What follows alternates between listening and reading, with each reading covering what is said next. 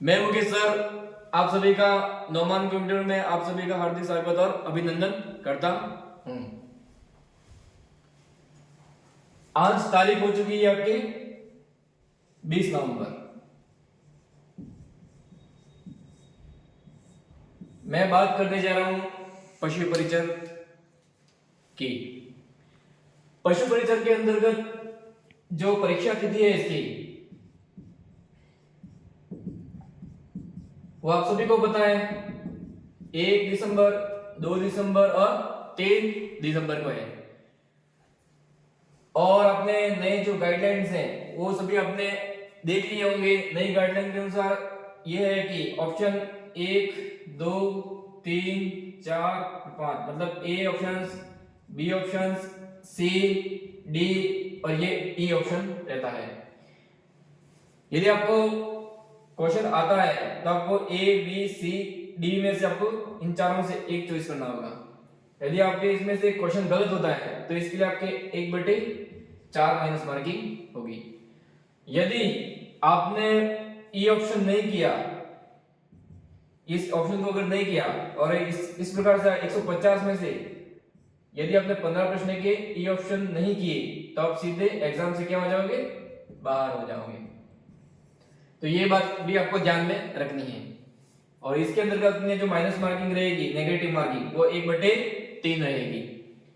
तो ये negative marking का आपका शेड्यूल पता होना चाहिए। ये किस प्रकार से नेगेटिव मार्किंग है ये भी आपको पता होना चाहिए।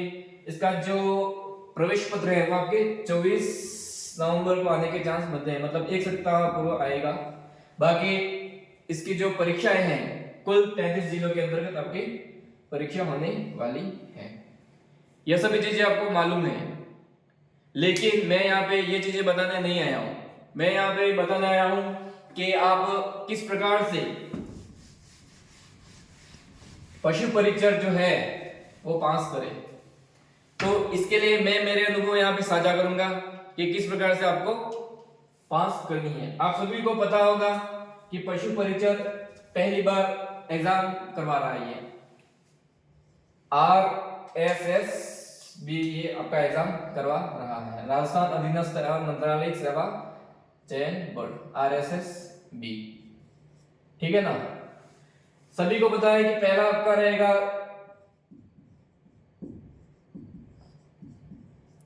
राजस्थान का भूगोल,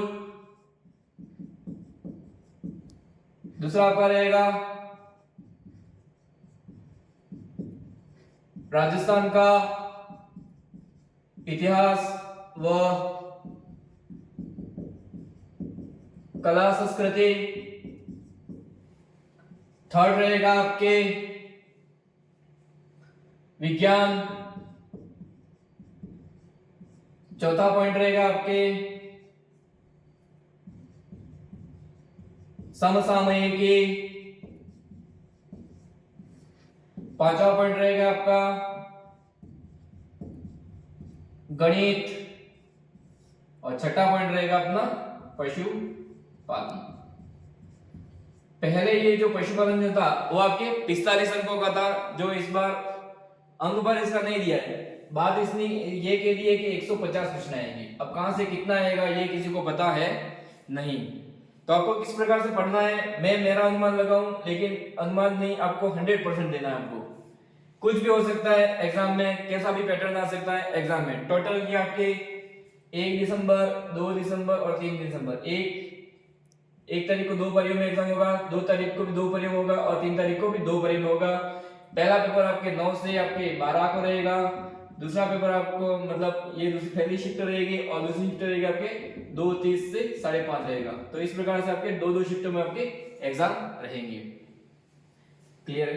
अब राजस्थान भूगोल, जैसे कि स्थिति, विस्तार, आकृति और भूआकृति प्रदेश पढ़ना क्या है। जैसे कि भूगोल में अपने जलवायु से 100% क्या क्वेश्चन आता है आपको सबको पता होना चाहिए।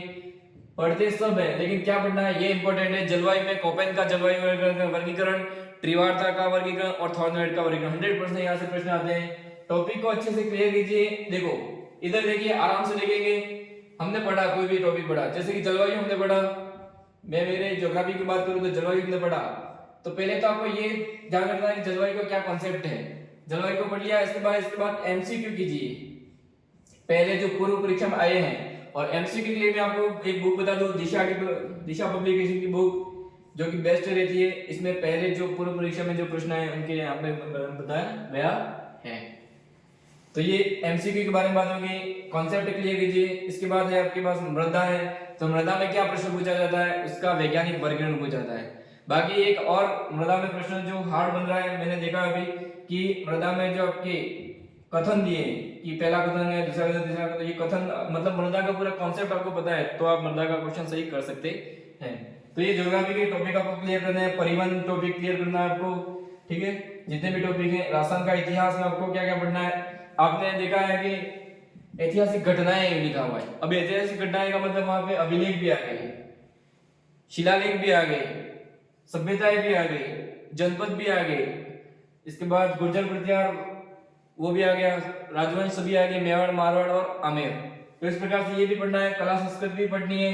विज्ञान में भी आपको मानव शरीर के अंग, इसमें 10 प्रकार के अंग आते हैं आपके, पाचन तंत्र, डाइजेस्टिव सिस्टम, जनन तंत्र, ठीक है। इस प्रकार के सभी तंत्र आपको पढ़ने हैं, ठीक है। कंकाल तंत्र, इसके बाद नर जनन तंत्र, मादा जनन तंत्र, श्वसन तंत्र, ठीक है, तंत्रिका तंत्र, मानव मस्तिष्क तंत्र, ये सभी प्रकार के आपको। इसके बाद अपशिष्ट प्रबंधन, ये सभी टॉपिक आपको क्लियर करने।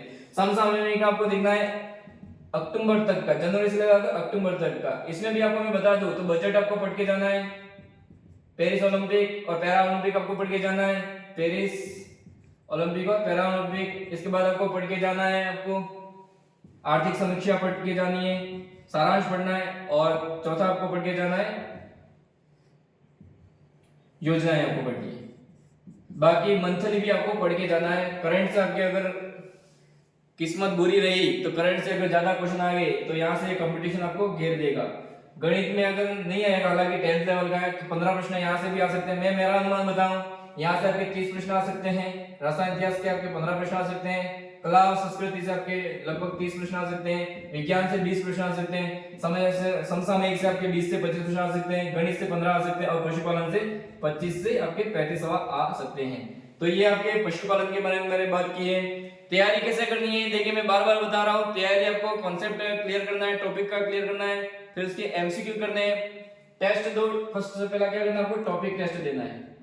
हालांकि अब समय रहा है नहीं, मैं तो एक ही राय देता हूं कि ये जो 10 दिन बचे हैं उसमें अपना पूरा जितना अपना पढ़ा है उसका पूरा रिविजन कर लीजिए।